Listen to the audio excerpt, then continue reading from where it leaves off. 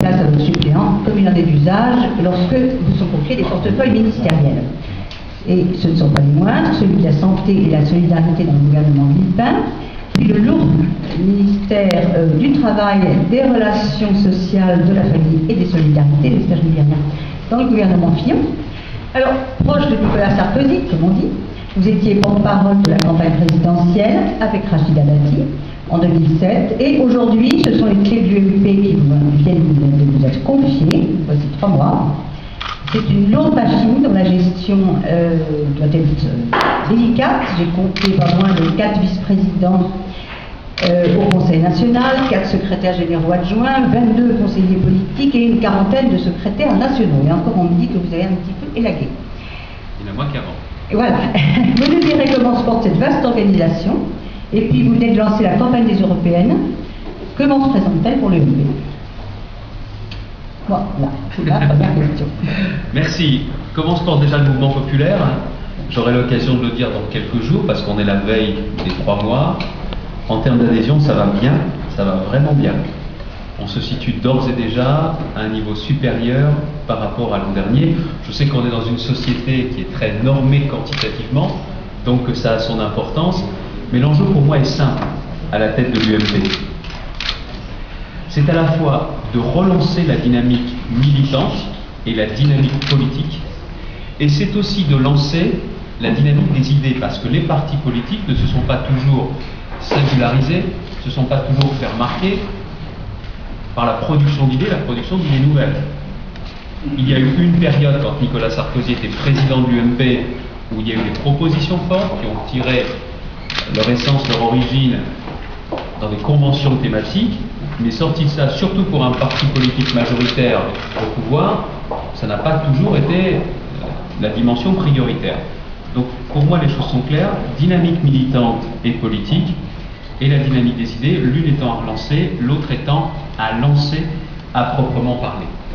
Donc c'est vrai que j'ai une équipe qui est large, une équipe qui est une équipe qui est motivée, parce que ça a été aussi l'un des critères. Nous avons aussi une équipe large au niveau des sensibilités. Éric Besson, je suis très fier qu'il nous ait rejoint en tant que secrétaire général adjoint, il fait un travail important en termes d'idées, en termes de prospective, il est particulièrement assidu. Vous avez aussi des personnalités comme Axel Poniatowski, Marc-Philippe Daubresse, très impliqué notamment sur le sujet de l'outre-mer dès maintenant, Marc-Philippe Daubresse, et Nathalie Kosciusko-Morizet pour mes secrétaires généraux adjoints, et vous connaissez toutes et tous l'ensemble des membres de l'équipe. Donc aujourd'hui, je l'avais indiqué, je suis un secrétaire général de terrain. J'ai fait 21 déplacements, je vais passer à la vitesse supérieure avec la campagne des européennes qui s'ouvre, parce que je crois qu'il y a un vrai besoin en ce moment, de la part de nos militants, de notre électorat, d'avoir nombre d'arguments, nombre d'argumentaires, parce qu'ils sentent bien que ce qui est en train de se jouer à l'instant est bien évidemment pour notre famille politique une logique de dynamique et de nouvelles dynamiques. Et dans toutes les réunions que nous faisons en ce moment, nous avons beaucoup de monde, parce que je pense qu'il y a en ce moment une mobilisation importante qui est en train de se produire. Cela veut dire également, quand je parle de la dynamique des idées, nous voulons vraiment nous inscrire dans cette logique, et je pense que la vocation d'un mouvement politique est, aux côtés de l'exécutif, aux côtés du pouvoir législatif, je crois qu'un mouvement politique a une responsabilité, et le rôle des partis politiques est inscrit dans la Constitution française. Nous avons vocation aussi à impulser et apporter des réformes. Et la réforme constitutionnelle nous ouvre davantage de perspectives, que ce soit à l'Assemblée nationale ou au Sénat. Les deux chambres ont la possibilité de pouvoir voir le dépôt de textes. Et je crois, d'ailleurs, qu'il y a le rôle de l'exécutif, du président, du gouvernement, il y a la place législative, mais pour moi, un parti politique n'est pas là seulement pour préparer les élections. Bien sûr qu'il doit préparer les élections. Bien sûr que la vision politique et électorale, d'une certaine façon, au cœur de métier, mais pas seulement. Les militants aujourd'hui, les nouveaux militants, veulent que l'on ait une autre façon de faire de la politique, une nouvelle façon de faire de la politique, et ils veulent aujourd'hui être associés et être entendus. Un militant veut certes recevoir davantage d'arguments pour davantage faire place à la pédagogie, mais il veut aussi que son avis soit entendu et il veut donner son avis.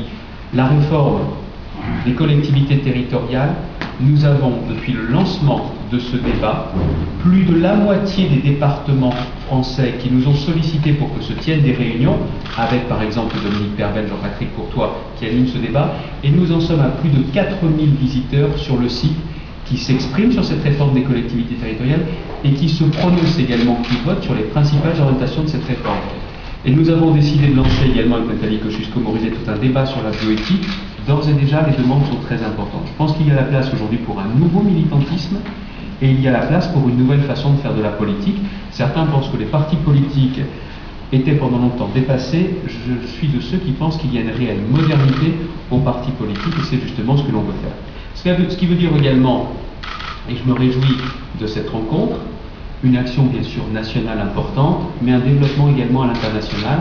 Jean-Pierre Raffarin, qui est premier vice-président, m'a proposé la création d'une commission internationale qui va réunir un certain nombre d'acteurs du mouvement et qui va aussi aborder un certain nombre de thématiques transversales internationales et aussi un certain nombre de régions du monde dans lesquelles nous allons intensifier notre action. Nous mettrons dans les semaines qui viennent en place cette commission internationale. Je pense que la vocation d'un mouvement comme le nôtre est surtout de ne pas rester dans un débat franco-français, mais de nous ouvrir davantage à l'international. Les européennes maintenant ? Allons-y. Votre question était très ouverte sur les européennes, donc je ne sais pas par quel côté vous voulez que je prenne. Si vous voulez aborder cette question des européennes de façon plus précise, dites-moi. Non, je ne voulais pas en dire. Peut-être d'abord pourquoi finalement ces élections sont tellement importantes pour l'UMP, les élections européennes. Pourquoi elles sont tellement importantes ?